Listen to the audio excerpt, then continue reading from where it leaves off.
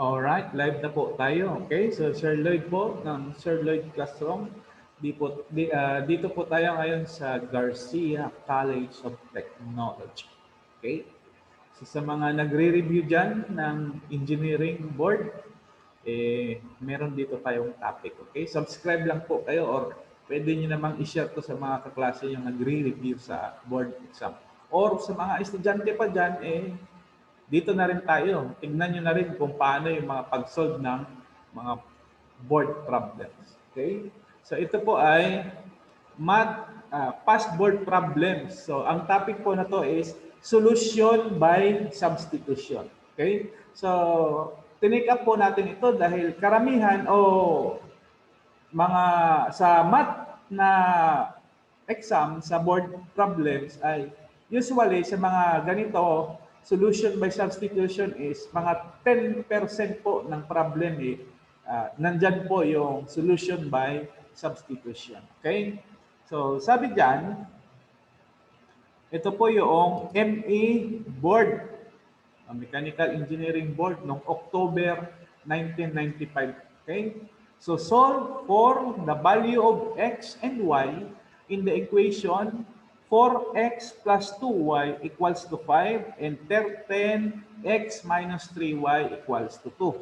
So, nandyan po yung choices. Choice A, choice B, choice D, and choice C, and choice D. So, kung solution by substitution po, kasi pinapahanap po sa atin is x tsaka sa y. Tapos, yung sagot naman po, yung choices ay mismong x tsaka y. So, ang gawin na lang natin is i-substitute po doon sa equation, sa dalawang equation. Meaning, kung sino po nag-satisfy doon, ibig sabihin, yun na po yung sagot. Kasi, sabi nga doon sa mathematics in the modern world, sa function, sabi sa function, ganito yan. The ordered pair xy, ang ordered pair na xy po, ay element po yan ng R or function, o element of f or function na lang. Function po siya. Okay? So, lagay natin function.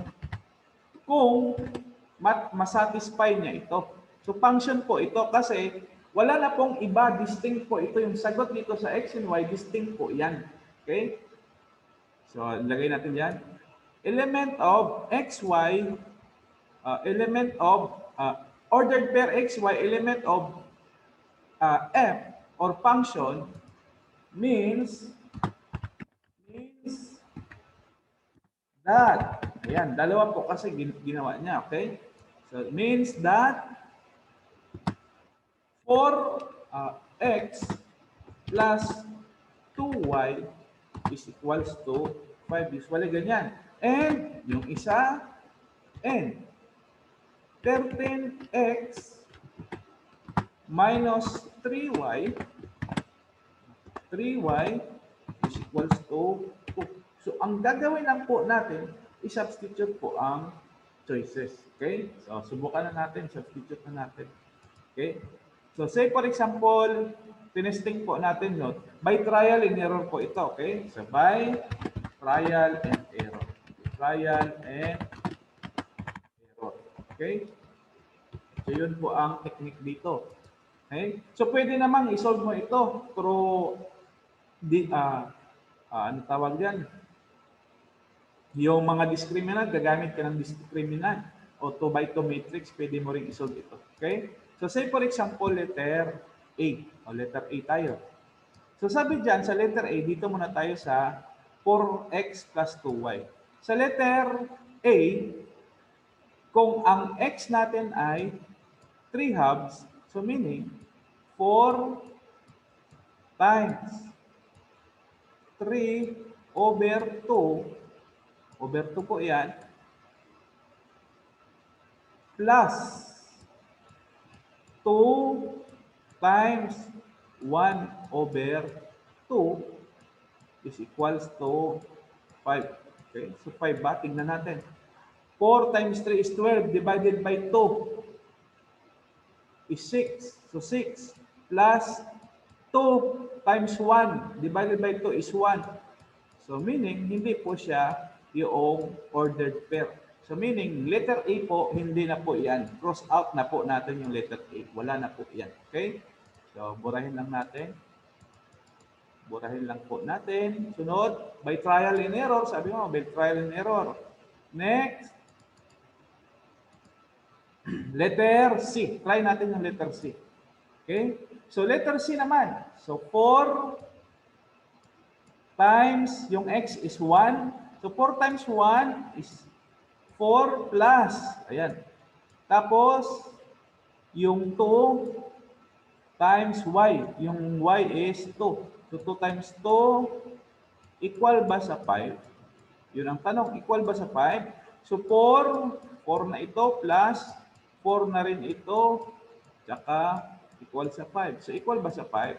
So, no. So, meaning, letter C ay hindi na po yan yung sagot. Okay?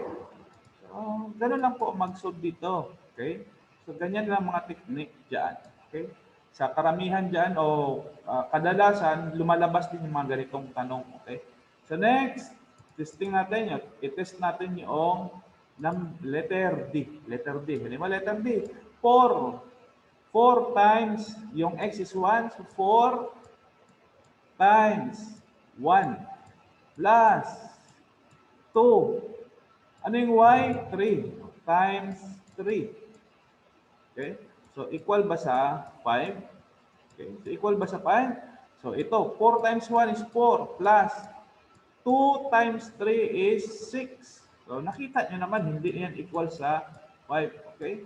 So, meaning, yung letter D, hindi yan equal sa 5. So, wag mo nang i-test kasi ang sagot na po dyan ay letter B. Sigurado kang letter B na po yung sagot dyan kasi wala namang none of the above hanggang ano lang naman hanggang D lang naman yung choices Kasi pag sinolve mo pa natin yan, sayang yung oras mo. Naintindihan? Kasi time frame, may time frame yan.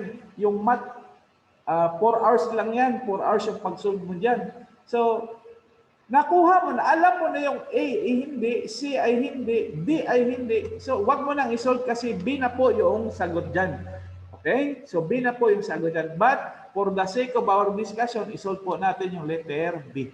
Okay, letter B naman.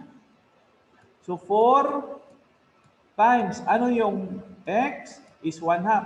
So, times 1/2 plus, for the sake of our discussion 2 times, ano yung y? 3 halves. So, times 3 halves. Is equal ba sa 5? 5 ba yan? Okay? So, tingnan natin. 4 times 1. 4 divided by 2. Ay, di 2. So, yan. Plus 2 times 3 divided by 2. 6 divided by 2, 3. O, ayan na. Okay? So, equal po sa 5. So, meaning, yung sagot po natin ay letter B na po. Okay? Kasi, kung hindi po B yung sagot dyan, meaning, wala pong tamang sagot. So, kung walang tamang sagot, bonus na po yan. Minsan, nagkakamali din kasi tao lang din po ang gumagawa niyan. Tao lang po yung mga examiner, yung board of mechanical engineering, yung mga board nandoon, yung mga president doon, vice president, sila po gumagawa doon. Yung PRC po ang gumagawa niyan. Halimbawa, sa board of mechanical engineering, edi yung mga mechanical engineering din po ang gumagawa niyan, na nandun sa PRC o Board of Mechanical Engineering. Okay? So, wag niyo na pong isolve kasi sayang yung oras niyo kasi time frame. May time frame po tayo. 4 hours lang po. Sa ngayon, okay? So, 4 hours lang po yung math dyan. Okay? So, depende rin po yan sa mga kurso. Iba-iba po ang time frame dyan sa math, sa major exam, saka sa general ESAS or yung engineering sciences, yun yung sa ESAS na yun, and allied subjects yun. Okay? So sana may natutunan kayo. Minsan, ang board problem po ay solution by substitution, which is by trial and error. Kasi nga, nandun na yung equation mismo, yung given, at ang choices ay yung sagot sa equation. So ang gagawin, i-substitute lang po yung choices na yon. At kung sino doon yung mag-satisfy, yun na po yung sagot. Okay? So I hope may natutunan kayo rito. Subscribe lang po, libre na po yung tuition fee dito sa Sir Lloyd Classroom. Okay? So thank you and God bless us all.